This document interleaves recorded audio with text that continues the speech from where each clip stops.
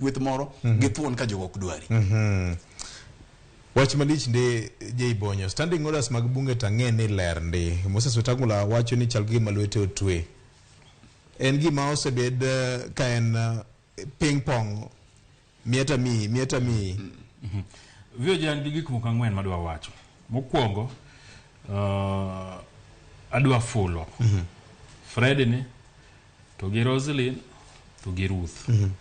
Ndalo moko ka yandi onge Fred gi Roslyn no wacho ni gibiro kelo nwa list ka magwa bunge ma Azimio no miyo lemo to timo nono. To gitimo nono to bende gine bende magitimo ang'o kata koluongo maandamano to knegi. To gine mane gimire lemo mokwongo. Gine jika Sabina Chege.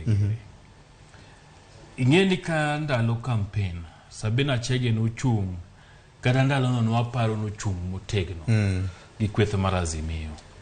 Anyalo paro nitiere group moro wantie ni SPF sia political forum ka Sabina Chege ni gi kanini kega odonjo Siaya Kababa mabende gichuo gi nindo kuro ka gitimo campaign giloso giro were no puogi ahinya kaka the future of Kenyan politics. To ka koro gidonjo magiso yudo lemo mar bunge ni main kanyo to mtoko mi to security bendo mi to personal assistance bende in godo to koro gitemo na gi Azimio gimong'er jatimo kise mi rabolo eno ng'er kise mi rabolo to koro koko chopo kacha to koro iwe moting'o ni malo to ringo dhi dwaro ni Azimio kata mna kweth mar siasa mar Raila Odinga nitiere onego goga peksen kabisa jogo magidwa miyo lemo nikech moke mokwongo kare mana senate ke neno kaka ichandoge ma jomu miyo lemo muweno chung kodu chopo kucha to gilokore kodu machalo ka gima gin itiyo ga mana kodgi kolalo man jio mondo chop kamoro kose chopo to timo ang'o to balogi par kata mna William Ruto ndalo bar kano sayudo waziri to koro lokoro piem gang'owa gi prime minister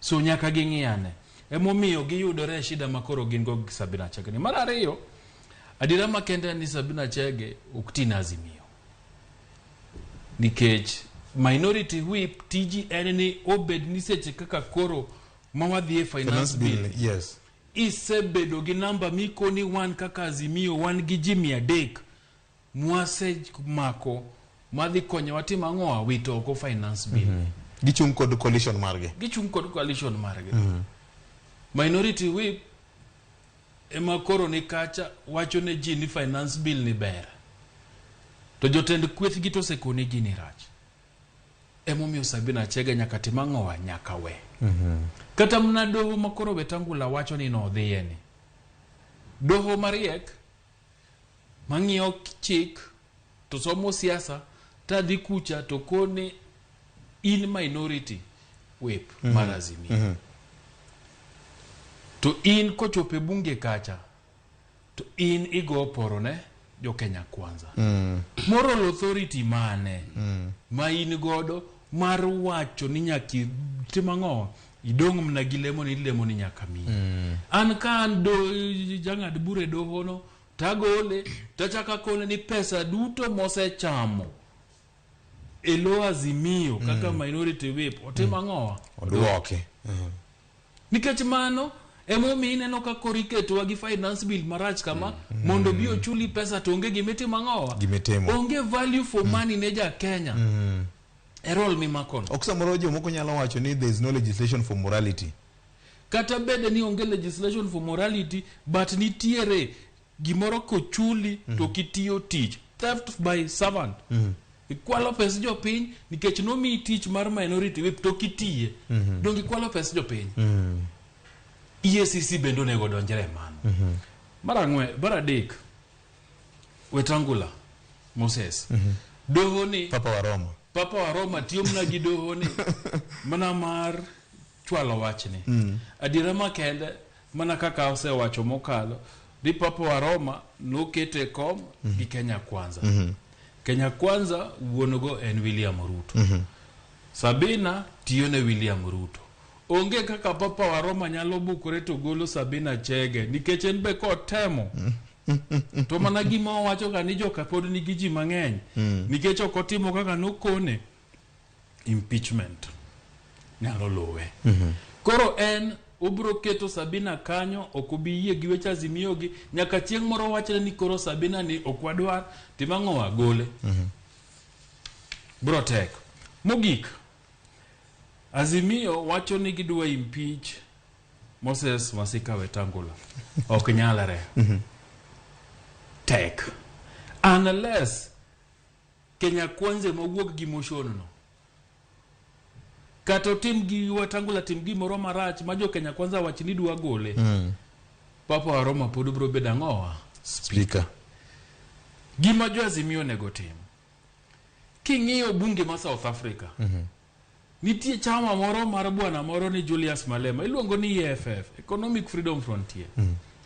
Gitin To duong. te bunge mar South Africa no ka giwacho ni onge gima dhi mbele to onge gima dhi mbele.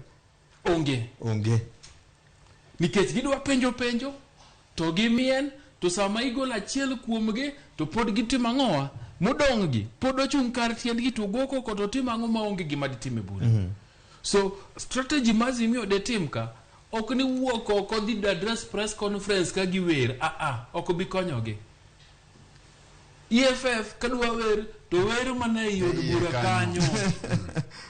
Nikech samu wuok oko cha nudhi manyo jo media nudwa chiwo press conference oko kanyo tema chike maricho timo ang'owa kale. Jo EFF kanitie gima rach madwa timore to gina kanyo giwer. To gimiel. Sama giwer to gimiel no ok unyal timo gimoro amora e od bura ka ochung'. Ibro chako ni gologi to kugolo achiel to giling. To kuchaka timo gimodwa timo no to giwer gimiel. Mana iye kanyo. Mudile. Mane would be the best strategy mar Azimio.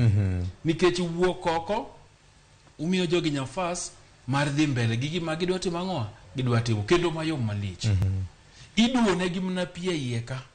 Miel ne gi uru, wer ne gi uru, go uru nduru, timuru gimoro amora madutim e bunge ka. Kik uwuogo kon nikech wuok oko no miyo jogi nafas mar timo gigi. Urakru mna kodgi iye ka, waneno yiero unu dhi e od bura kanya mutimo ang'owa e mukete ngima